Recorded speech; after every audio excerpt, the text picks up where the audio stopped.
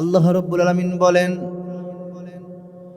ওয়াল আসরি ইন্নাল ইনসানা লাফি খুসর ইল্লাল্লাযীনা আমানু ওয়া আমিলুস সালিহাতি ওয়া তাওয়াসাউ বিল হাক্কি ওয়া তাওয়াসাউ বিস সাবর। আল্লাহ রাব্বুল আলামিন মহাগ্রন্থ কুরআনুল কারীমের ভিতরে সূরাতুল আসর এর মধ্যে আল্লাহ সুবহানাহু ওয়া তাআলা সুন্দর করে বলে দিয়েছেন, ওয়াল আসর, সময়ের কসম, ইন্নাল ইনসানা লাফি খুসর, সমস্ত পৃথিবীর সমস্ত মানব মণ্ডলী, বিশ্বের সমস্ত মানব গোষ্ঠী সকল বিফল, সকলেই ক্ষতিগ্রস্ত, ব্যর্থ, বিফল। তারা যদি 4টি কাজ করতে পারে তাহলে তারা হয়ে যাবে সফল।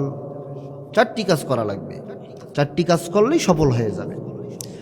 1 নম্বর হলো ঈমান,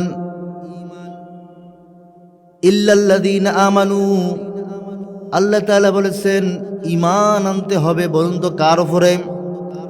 আল্লাহ রাসূল বলেছেন, আশহাদু আল্লা ইলাহা ইল্লাল্লাহ,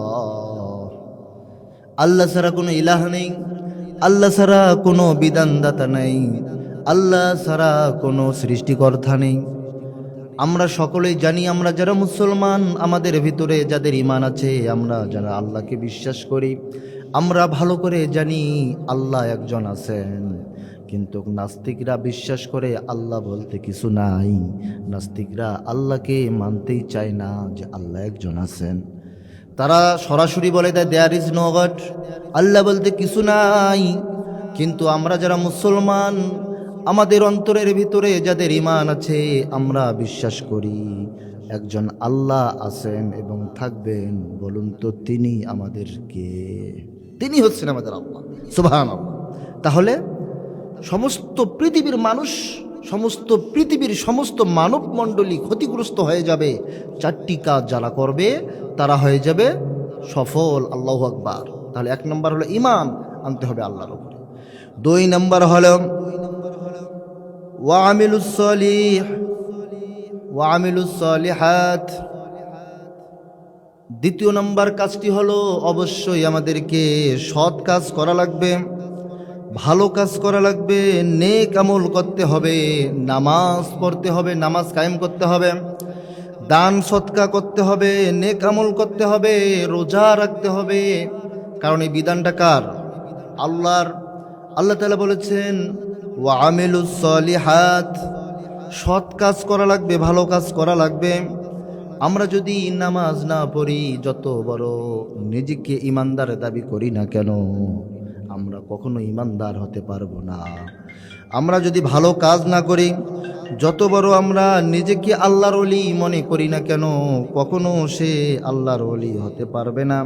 এজন্য 2 নম্বর আমল হলো আমাদেরকে নামাজ আদায় করতে হবে, রোজা আদায় করতে হবে, দান সৎকা আদায় করতে হবে। এইভাবে যদি আমরা সঠিক নিয়মে সঠিক আমলগুলো করতে পারি, তাহলে মুসলমানেরা সফল হয়ে যাবে। সুবহানাল্লাহ। 3 নম্বর হলো সত্যের উপদেশ। সেটি হচ্ছে আল্লাহ তাআলা বলেছেন ওয়াতাওয়াসাউ বিল হক, সত্যের উপদেশ। 3 নম্বর হলো হকের দাওয়াত দেওয়া।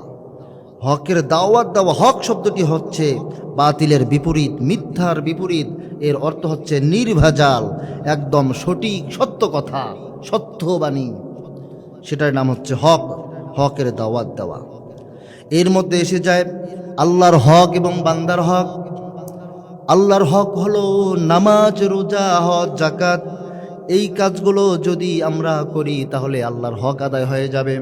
আর বান্দার হক হলো, সংক্ষেপে বলছিলাম, আমরা অনেকেই আছি মানুষদেরকে ঠকাই দেই, জমি আত্মসাৎ করি, সন্তানের টাকা আত্মসাৎ করি। আমরা অনেকেই ভাই ভাই দ্বন্দ্ব লেগে আমরা জমা জমি আত্মসাৎ করে থাকি। আমরা অনেকেই অভাবের মধ্যে যখন ক্ষতিগ্রস্তর মধ্যে পড়ে যাই, আমরা ভাইয়ের কাছে আশ্রয় নেই, চাচার কাছে আশ্রয় নেই, কিন্তু তারা বিপদে সদ্ব্যবহার করে এমনভাবে যে আমাদের মধ্যে তার এই হকটা আর থাকে না, বান্দার হকটা নষ্ট করিয়ে ফেলে। এরকমটা আমাদের সমাজে আছে না নাই? শুধু তাই নয়, হকের অর্থ হচ্ছে ইমানদারদের সমাজ, এরকম সমাজ হবে।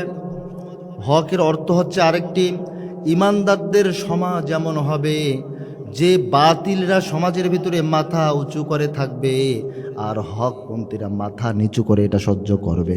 এরকমটা কখনোই হতে পারে না। হক সব সময়ের জন্যে বাতিলের বিপরীত থাকবে, সঠিক থাকবে, নির্ভেজাল থাকবে। যত বাধা আসুক, যত ঝড় আসুক, যত ঘূর্ণিঝড় আসুক, সমস্ত বাধার অপেক্ষা করে তাদের মোকাবেলা করবে।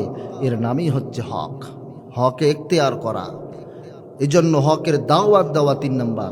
আর 4 নাম্বার হলো ওয়াতাওয়াসাউ বিস সবর, ধৈর্যের উপদেশ দিয়েছেন আল্লাহ তাআলা। ধৈর্য ধারণ করতে হবে, ধৈর্যের মাধ্যমেও আল্লাহ তাআলার কাছে কি করতে হবে? প্রার্থনা করতে হবে। আল্লাহ তাআলা বলেছেন, ইয়া আইয়ুহাল্লাযীনা আমানুস্তাঈনু বিস-সাবরি ওয়াস-সালাহ। আল্লাহ তাআলা বলেছেন, হে ঈমানদারগণ, বিশ্বাসীগণ, হে মুসলমানগণ, তোমরা নামাজ কায়েম করো আর নামাজের মধ্যেও আল্লাহ তাআলার কাছে ধৈর্য ধারণ করো। তোমরা যদি নামাজের মধ্যেও ধৈর্য ধারণ করতে পারো, আল্লাহ তাআলা তোমাদের সঙ্গী থাকবে। এই জন্য আল্লাহ তাআলা সূরাতুল আসরের মধ্যে বলেছেন, সমস্ত মানুষগুলো বিফল ক্ষতিগ্রস্ত হয়ে যাবে, কিন্তু তারা যদি 4টি কাজ করতে পারে, 4টি আমল করতে পারে, তাহলে আল্লাহ তাআলা তাদেরকে সফল করে দিবেন। বলুন সুবহানাল্লাহ।